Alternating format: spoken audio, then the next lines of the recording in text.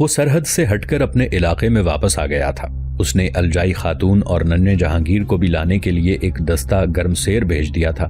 Timur کو ایک طویل عرصے کے بعد سکون حاصل ہوا تھا، اس لیے اس نے بڑے پیمانے پر ضیافت کا اہتمام کیا۔ وہ بہت خوش تھا۔ اس کے تمام پرانے سردار اور احباب اس کے گرد جمع ہو گئے۔ بے شمار حلیف بھی اسے مل گئے تھے۔ وہ تمام کو نئے سردار مقرر کرتا رہا۔ جنگ میں مارے جانے والوں کے ورثاء کو نقد رقوم اور زمین عطا کی۔ امیروں کے آپس کے اختلافات دور کیے اور انہیں گلے لگا دیا۔ اسے امیروں کے جھگڑے نمٹانے سے اتنی فرصت بھی نہ ملی کہ ٹھیک سے کھانا کھاتا۔ اسی طرح دوپہر سے شام ہو گئی، رات کا کھانا بھی وہ مشکل سے ہی کھا سکا۔ جب نئے مہمان رخصت ہو گئے اور اس کے صرف پرانے احباب ہی رہ گئے تو اسے ایک دم شیر بہرام کا خیال آیا۔ وہ اسے صبح سے نظر نہیں آیا تھا اور اب بھی موجود نہیں تھا۔ شیر بہرام ہر کام میں آگے آگے رہتا، مگر اس وقت وہ دعوت اور دربار سے بھی غائب تھا۔ تیمور نے جاکو برلاس سے شیر بہرام کے بارے میں پوچھا۔ اس نے لا علمی کا اظہار کیا۔ ایلچی بہادر بھی کچھ نہ بتا سکا۔ تیمور کی پریشانی بڑھ گئی۔ اس محفل میں امیر حسین، امیر موسیٰ بھی موجود تھے، لیکن کسی کو علم نہ تھا کہ شیر بہرام کہاں ہے، ترک جوان تغر کہاں ہے، اسے ڈھونڈ کے حاضر کیا جائے۔ تیمور نے بڑے غصے سے حکم دیا۔ لوگ تغر کو ڈھونڈنے دوڑ پڑے۔ تغر کے نام پر امیر حسین اور امیر موسیٰ کے کان کھڑے ہوئے۔ تھوڑی دیر بعد تغر حاضر ہوا۔ شیر بہرام کہاں ہے تغر؟ تیمور نے اسے دیکھتے ہی سوال کیا۔ سردار وہ واپس چلے گئے ہیں، تغر نے اٹک اٹک کے کہا۔ کہاں چلے گئے، کب چلے گئے؟ تیمور چیخ پڑا۔ اسے شیر بہرام سے بڑا پیار تھا۔ آج ہی صبح گئے ہیں، کہہ رہے تھے کہ میرا کام ختم ہو گیا، میں اپنے قبیلے میں واپس جا رہا ہوں۔ تغر نے سر جھکائے ہوئے جواب دیا۔ ہم سے مل کر کیوں نہیں گئے؟ تیمور کا غصہ اب بھی کم نہیں ہوا تھا۔ تغر کے پاس اس کا کوئی جواب نہیں تھا۔ وہ خاموش رہا۔ تیمور کچھ دیر سوچتا رہا، پھر نرم پڑتے ہوئے بولا، دیکھو تغر، وہ تم سے پیار کرتا تھا۔ اس نے اپنے جانے کی وجہ ضرور بتائی ہوگی اور یہ بھی کہا ہوگا کہ اس کی اطلاع مجھے نہ دی جائے، مگر وہ مجھے بہت عزیز تھا۔ اس جیسے مخلص دوست کو میں ضائع نہیں کرنا چاہتا۔ اس کی بے خوفی اور بے باکی مجھے پسند ہے۔ مجھے بتاؤ آخر اس قدر خاموش کیوں گیا؟ وہ بڑا حساس اور نازک مزاج تھا، یقیناً اسے کوئی بات ناگوار گزری ہوگی۔ ممکن ہے اسے مجھ سے کوئی شکایت ہو یا پھر کسی اور سے اختلاف پیدا ہوا ہو۔ مجھے اس کے جانے کی وجہ معلوم ہونی چاہیے۔ شیر بہرام کا جس وقت امیر حسین اور موسیٰ سے جھگڑا ہوا تھا، اسی وقت سے وہ دل برداشتہ ہو گیا تھا اور واپسی کا ارادہ کر چکا تھا۔ جاتے وقت اس نے تغر کو تاکید کی تھی کہ جہاں تک ہو سکے وہ اس کی روانگی کو تیمور سے پوشیدہ رکھے۔ وہ نہیں چاہتا تھا کہ اس کی وجہ سے تیمور اور اس کے سالے امیر حسین میں کوئی اختلاف پیدا ہو۔ تغر کے لیے اب خاموش رہنا ممکن نہ رہا۔ اگر وہ انکار کرتا تو تیمور کے غصے کا بھی شکار ہو جاتا۔ اس نے سر اٹھایا اور بولا، سردار شیر بہرام اور تغر نے اپنی نظریں گھما کر امیر حسین پر جما دی۔ امیر حسین سے جھگڑا ہوا تھا؟ تیمور نے تغر کی نظریں پڑھ لیں۔ جی سردار۔ تغر نے نظریں پھر نیچی کر لی۔ تیمور نے تیز نظروں سے امیر حسین کو دیکھا۔ امیر حسین بھلا یہ کیسے برداشت کر سکتا تھا؟ بگڑ کے بولا، اس نے مجھ سے گستاخی کی تھی، میں اس کا سر قلم کر دیتا مگر میں نے اسے معاف کر دیا۔ تیمور نے امیر حسین کو کوئی جواب نہ دیا، مگر اس کے چہرے کے اتار چڑھاؤ سے ظاہر ہو رہا تھا کہ اسے امیر حسین پر سخت غصہ آیا۔ وہ کچھ ایسا پژمردہ ہوا کہ دربار برخاست کر کے اسی وقت خیمے میں چلا گیا۔ تیمور امیر حسین کی احمقانہ حرکتوں سے پہلے ہی نالاں تھا۔ شیر بہرام کے چلے جانے کا اسے بڑا صدمہ ہوا۔ وہ ہر موقع پر اپنی بیوی الجائی خاتون کی وجہ سے امیر حسین کو معاف کر دیا کرتا تھا، لیکن اب اس نے امیر حسین سے چھٹکارا حاصل کرنے کا فیصلہ کر لیا۔ تیمور ابھی وہیں خیمے میں پڑا تھا کہ الجائی خاتون جہانگیر کو لے کر آ گئی۔ تغر کی بیوی غلفورہ اس کے ساتھ تھی۔ غلفورہ 5 محافظوں کے ساتھ گرم سیر پہنچ گئی تھی، مگر اس وقت تیمور وہاں سے روانہ ہو چکا تھا۔ غلفورہ نے اپنی داستان علم الجائی خاتون سے بیان کر دی۔ الجائی نے اس کی بہت دلداری کی اور وعدہ کیا تھا کہ تیمور سے ملاقات ہونے پر وہ نہ صرف اس کا علاقہ واپس کرائے گی بلکہ موسیٰ کو بھی قرار واقعی سزا دلائے گی۔ اب اس کا وقت آ گیا تھا۔ غفورہ الجائی کے ساتھ تیمور کے لشکر میں آ گئی تھی۔ اسے آتے ہی معلوم ہو گیا تھا کہ یہاں دلشاد آغا بھی ہیں اور امیر موسیٰ بھی۔ الجائی خاتون کا استقبال کرنے والوں میں دلشاد آغا بھی تھی۔ امیر حسین اس قدر خودسر اور مغرور تھا کہ وہ بہن کے استقبال کے لیے بھی نہ آیا۔ وہ تو تیمور سے ملنے بھی نہ آتا تھا۔ تیمور اپنی بیوی کے لحاظ کی وجہ سے خود اس کے خیمے پر چلا جاتا تھا۔ اس وقت اس کے نہ آنے کی ایک وجہ یہ بھی تھی کہ شہر بہرام کے معاملے نے ان کے اختلافات کو ہوا دی تھی اور اس نے تیمور کے خیمے پر آنا جانا بالکل ہی چھوڑ دیا تھا۔ کوئی ضروری بات کرنا ہوتی تو وہ قاصد کے ذریعے پیغام بھیجتا تھا۔ الجائی خاتون اور غلفورہ گاڑی میں آئی تھی۔ 3 گاڑیوں پر ان کا سامان لدا ہوا تھا۔ الجائی کی گاڑی سب سے آگے تھی۔ گاڑی رکتے ہی دلشاد اور تیمور بڑھے۔ تیمور لنگڑا کر چل رہا تھا۔ جہانگیر گاڑی سے جھانک رہا تھا۔ اس نے وہیں سے صدا لگائی، بابا لنگڑے، بابا لنگڑے۔ تیمور گاڑی کے پاس پہنچا۔ اس نے ایک نظر الجائی پر ڈالی، پھر جہانگیر کو گود میں اٹھا لیا اور اسے پیار کرتا ہوا گاڑی سے کچھ دور چلا گیا۔ دلشاد نے سہارا دے کر الجائی خاتون کو اتارا۔ غلفورہ نے دلشاد کو دیکھا مگر منہ گھما کر ایک طرف کو دبک گئی۔ دلشاد الجائی کو اتار رہی تھی، اس کی توجہ غلفورہ کی طرف نہیں گئی۔ الجائی نے اترتے ہی دلشاد کا ہاتھ پکڑا اور اسے کھینچتی ہوئی ایک طرف لے گئی۔ ایک بات بتاؤ دلشاد، الجائی نے رازداری سے کہا۔ کیسی بات باجی؟ دلشاد مسکرائی۔ 100 باتیں پوچھو مگر مجھے یہاں کیوں کھینچ لائی ہو؟ امیر موسیٰ نے تجھے کبھی قید کیا تھا؟ الجائی نے آہستہ سے پوچھا۔ دلشاد سنجیدہ ہو گئی۔ پچھلے تمام واقعات ایک لمحے میں اس کی نظروں میں گھوم گئے۔ ہاں باجی، دلشاد گھٹی گھٹی آواز میں بولی۔ مگر تمہیں کیسے معلوم ہوا؟ کیا غلفورہ تمہارے پاس پہنچ گئی؟ پہلے یہ بتا کہ امیر موسیٰ نے غلفورہ پر بری نظر ڈالی تھی؟ الجائی نے پہلے اپنا اطمینان کرنا چاہا۔ غلفورہ نے اس سے جو کچھ بیان کیا تھا الجائی نے اس پر اعتبار تو کر لیا تھا، لیکن اب وہ دلشاد سے اس کی تصدیق بھی چاہتی تھی۔ ہاں باجی، یہ سب سچ ہے، دلشاد الجھتے ہوئے بولی۔ غلفورہ نے تمہیں جو بھی بتایا ہوگا وہ ٹھیک ہے۔ وہ ہے کہاں؟ تم اسے ساتھ کیوں نہیں لائیں؟ وہ مظلوم میرے ساتھ ہی ہے۔ الجائی خاتون نے درد مند دل پایا تھا، دوسروں کے مسائل پر اس کا دل رو پڑتا تھا۔ کہاں ہے؟ کدھر ہے باجی وہ؟ دلشاد نے گاڑیوں کی طرف دیکھا۔ میری گاڑی میں ہے، بہت مظلوم ہے دلشاد وہ، اس کا علاقہ چھن گیا، اس کا شوہر چھن گیا اس سے۔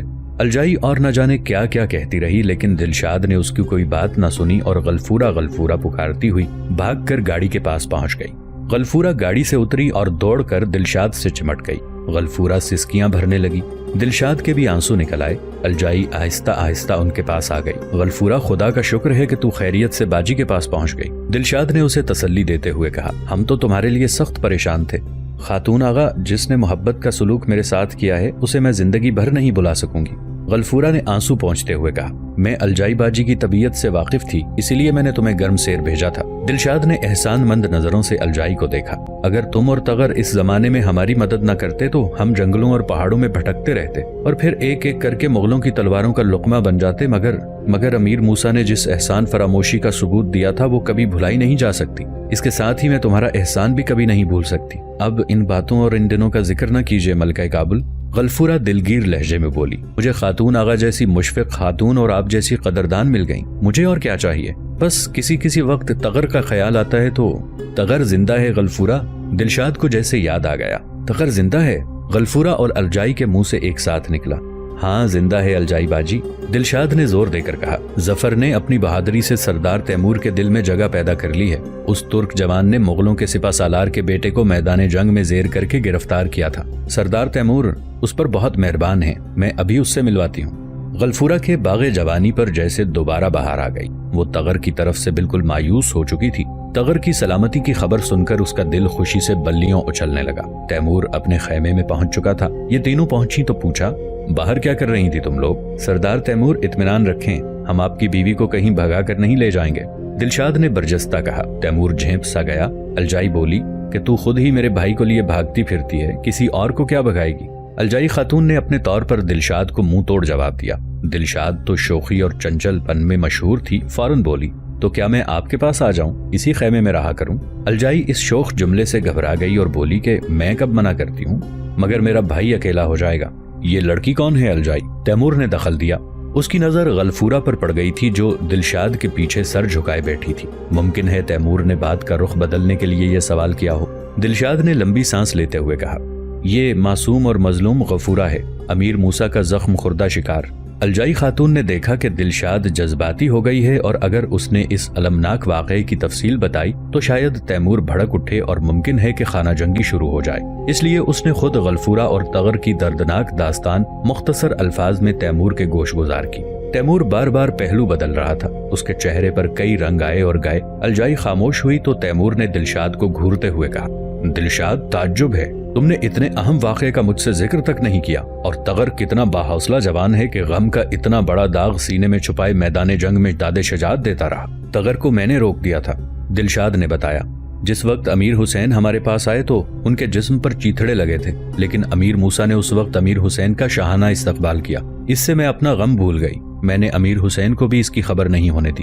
پھر اس وقت مغلوں کا خطرہ بھی ہمارے سر پر تھا، میں نہیں چاہتی تھی کہ آپ اور امیر حسین میں کوئی اختلاف پیدا ہو۔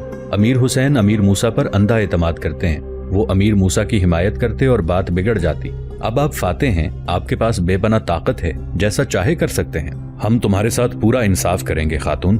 तैमूर गंभीर आवाज में बोला, हम तगर की शजाअत की भी कदर करते हैं। तुम्हें न सिर्फ तुम्हारी अमलदारी वापस मिलेगी बल्कि इसके साथ एक बड़ी जागीर भी दी जाएगी। जहां तक मूसा का ताल्लुक है वो तुम्हारा मुजरिम है। हम मूसा और तगर को तुम्हारे हवाले कर देंगे, तुम दोनों इसे खुद सजा देना। सरदार मोहतरम, गलफूरा मतानत से बोली, खातून आगा जैसी मेहरबान हस्ती के मिल जाने के बाद मुझे किसी अमलदारी और जागीर की जरूरत नहीं। मैं मूसा को माफ करती हूँ। जिस मसलहत की बिना पर मलिका काबुल और तगर ने अपनी जबान बंद रखी, वही मसलहत अब भी दरपेश है। मैं नहीं चाहती कि आपका मेरी मोहसिना के भाई से कोई इख्तलाफ हो। मेरी कायनात तो मेरा शौहर तगर है और आप लोगों का साया। मैं इस छाँव को छोड़कर अब किसी और जगह नहीं जाना चाहती। गलफूरा, अलजाई खातून ने उसे खींचकर अपने सीने से लगा लिया। तुम मेरी बहन हो, मैं भी तुम्हें अपने से जुदा नहीं करना चाहती। गलफूरा को एक खाली कमरे में पहुंचाकर तगर को बुलाया गया। इस सामने के खैमे में चले जाओ। दिलशाद ने अपनी दिली मुसर्रत को छुपाते हुए कहा। तगर ने हैरान नजरों से दिलशाद को देखा। उसकी समझ में कुछ नहीं आ रहा था। ये हमारा हुक्म है तगर। तगर तेज कदम उठाता हुआ खैमे के पास पहुंचा। वो रुका, पलटकर दिलशाद और तैमूर को देखा, फिर पर्दा उठाकर खैमे में दाखिल हो गया। पथरीले रास्ते पर आहट हुई। फरातो अंबर ने चौंक कर कमान में तीर जोड़ लिया। वो तातारी सरदार तैमूर का काबिले एतमाद पहरेदार था। इसका नाम फरातो था, लेकिन इसे खुशबूयात का बहुत शौक था। हर वक्त कोई खुशबूदार फूल उसके सीने पर मुस्कुराता रहता था। इसी वजह से उसके साथ ही उसके नाम के साथ अंबर का लफ्ज लगा देते थे। रफ्ता रफ्ता वो पूरे लश्कर में फरातो अंबर के नाम से मशहूर हो गया। तैमूर को भी इसके इस शौक का इल्म था, लेकिन उसने अंबर को सख्ती से मना कर रखा था कि पहरे के औकात में वो किसी फूल से अपना सीना न सजाए, क्योंकि इस तरह उसकी पोशीदगी की खबर दुश्मन को भी हो सकती थी। उस वक्त फरातो अंबर का सीना फूल से महरूम था और वो कुछ अफसुर्दा सा था। रास्ते पर दोबारा आहट हुई। अंबर आहिस्ता आहिस्ता आहट की जानिब बढ़ा। गुप अंधेरा था। चमकती दमकती कहकशा में भी हाथ को हाथ नहीं सुझाई दे रहा था। उसके कान आहट की तरफ लगे थे, मगर इस तरफ खामोशी तारी थी।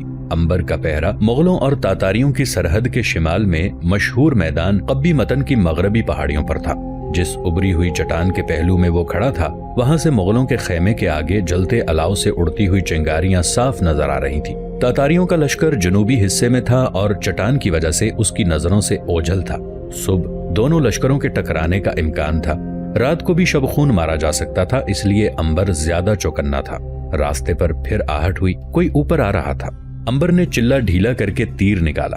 कमान कंधे पर और तीर तरकश में डालकर तलवार खींच ली। उसी वक्त हवा के एक झोंके के साथ खुशबू की लिपटें आईं और अंबर के मशामे जां को मुअत्तर करती चली गईं। अंबर हर फूल की खुशबू पहचानता था। उसे मालूम हो गया कि ये खुशबू उन जंगली फूलों की है जो इस इलाके में कसरत से पाए जाते हैं। मगर इस खुशबू को लाने वाला कौन है? अंबर तलवार सीधी किए आने वाले की पुश्त पर पहुंच गया।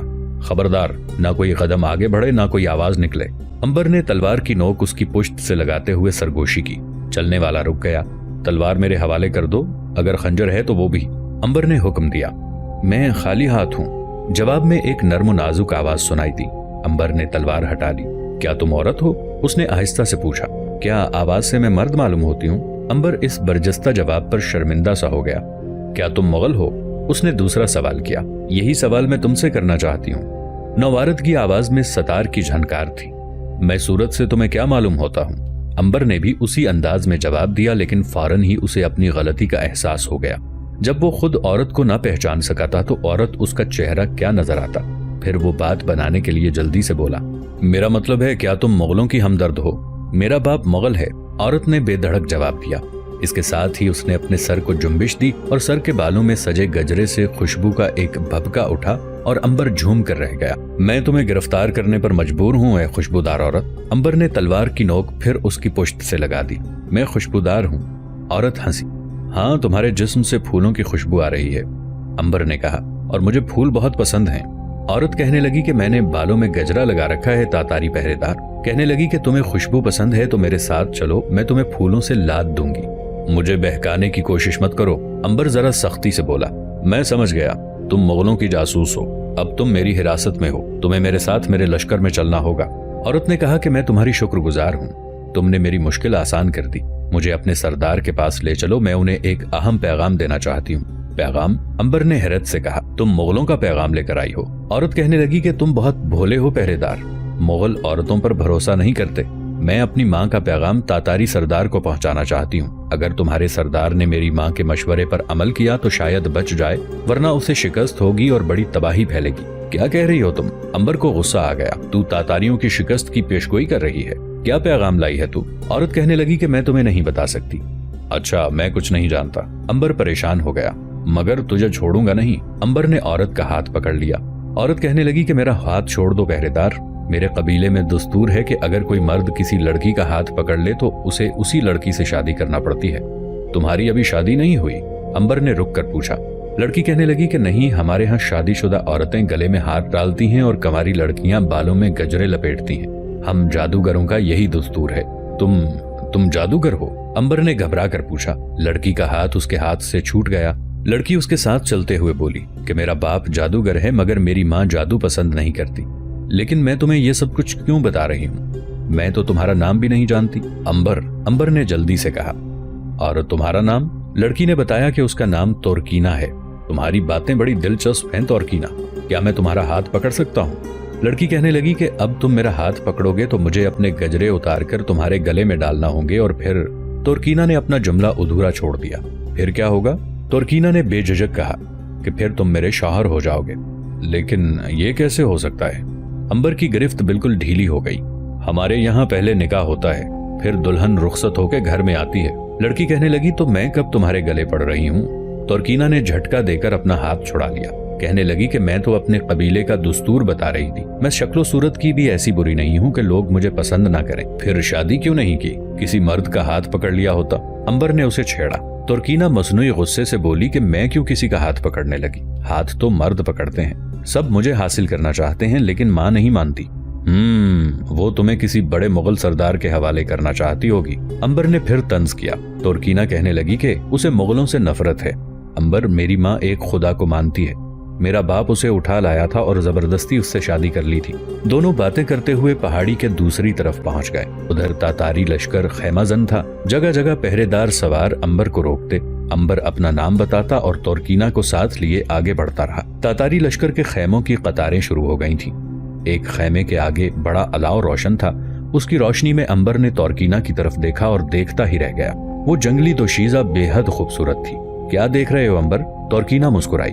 मैंने कहा था ना मैं इतनी बुरी नहीं हूँ। तुम तो शबनम से धुली हुई पाकीज़ा कली हो, अंबर ने कहा और तोरकीना के साथ तेज तेज कदम उठाने लगा। थोड़ी दूर चलने के बाद वो बोला, तोरकीना, लश्करी तुम्हें अजीब अजीब नजरों से देख रहे हैं। अब मैं तुम्हें किसी के हवाले किए देता हूँ, वो तुम्हें सरदार के पास पहुंचा देगा। तुम क्यों नहीं चलते मेरे साथ? तोरकीना ने ठिठक कर पूछा। क्या मैं बुरी लगती हूँ? ये बात नहीं तोरकीना, अगर सरदार ने पूछा कि मैंने अपनी जगह क्यों छोड़ी तो मैं क्या जवाब दूंगा? अंबर ने वजाहत की। तोरकीना कहने लगी कि हाँ ये तो बात है, लेकिन वादा करो कि एक बार मेरे पास जरूर आओगे। तुम्हारे पास? मगर किस जगह? अंबर के दिल में शौक़े मुलाकात ने अंगड़ाई ली। तोरकीना कहने लगी कि जिस जगह तुमने मुझे पकड़ा था उसके नीचे एक खुश्क नाला है। नाले के उस पार एक और पहाड़ी है। उसके दोनों जानिब पत्थर मिला रास्ता है। इस पहाड़ी के पीछे हमारी झोंपड़ियां हैं। किसी से भी पूछ लेना, सब मुझे जानते हैं। कल या परसों जरूर आना। कल या परसों? अंबर सोच में पड़ गया। जंग सर पर खड़ी थी। वो वादा करते हुए हिचकिचा रहा था। अंबर, तोरकीना मुस्कुराई। तुम जरूर आओगे, तुम्हें आना ही पड़ेगा। जब तुम्हारे लश्कर को शिकस्त हो जाए और तुम्हें कहीं पनाह न मिले तो मेरे पास आ जाना। शिकस्त? अंबर थर्रा उठा। उसकी समझ में नहीं आ रहा था कि तोरकीना इस कदर एतमाद से बार बार शिकस्त का जिक्र क्यों कर रही है। उसने अपनी तसल्ली के लिए पूछा, तोरकीना, क्या यह मुमकिन नहीं कि तातारियों को शिकस्त ना हो? अगर तुम्हारे सरदार ने मेरी माँ की बात मान ली तो शायद शिकस्त से बच जाए। तोरकीना ने इस एतमाद से कहा, लेकिन बारिश तो जरूर होगी, मूसलाधार बारिश, और यही बारिश तातारियों को शिकस्त देगी। बारिश क्यों होगी? ये बारिशों का मौसम तो नहीं है। बारिश को मुगलों के साहिर अपने जादू के जोर से बुलाएंगे। तोरकीना ने आसमान की तरफ देखते हुए कहा। कहने लगी कि आसमान से इतना पानी बरसेगा कि तातारियों के घोड़े पानी और खून में आधे आधे डूब जाएंगे। तोरकीना इस तरह कह रही थी जैसे किताबे तकदीर उसके सामने खुल रखी हो और वो उसके औराक उलट रही हो। अंबर पर खौफ सतारी हो गया। उसने घबरा कर पूछा, तोरकीना, अगर बारिश तातारियों की शिकस्त का बायस है तो क्या इस बारिश को रोका नहीं जा सकता? जो बारिश बुलाई जा सकती है उसे रोकने का भी तो कोई तरीका जरूर होगा। हाँ है, क्यों नहीं। हर सहर और जादू का तोड़ होता है। तोरकीना ने फौरन जवाब दिया कि हमारी बस्ती का हर मर्द साहिर है। वो सब मिलकर जादू जगाएंगे, बारिश का तूफान बर्पा होगा। इस दौरान में अगर कोई उनमें से किसी एक साहिर को भी कत्ल कर देगा तो शहर टूट जाएगा और आसमान बिल्कुल साफ हो जाएगा। अंबर फटी फटी आंखों से तोरकीना को देख रहा था। तोरकीना की बातें उसकी फहम से बाला थीं। उसने खुद को संभाला और करीब से गुजरते हुए एक पहरेदार को रोककर तोरकीना को उसके हवाले कर दिया।